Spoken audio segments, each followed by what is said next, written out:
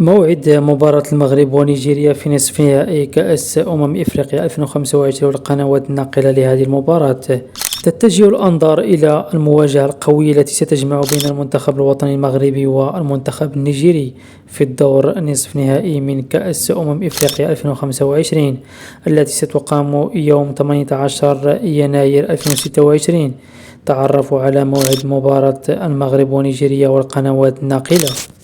ستكون مهمة المغرب صعبة أمام نيجيريا في الدور نصف نهائي من كأس إفريقيا، وكان منتخب المغرب بلغ مربع الكبار بعد سلسلة من النتائج مذبذبة وأداء غير مقنع في بعض المباريات، بينما أظهر منتخب نيجيريا شخصية قوية.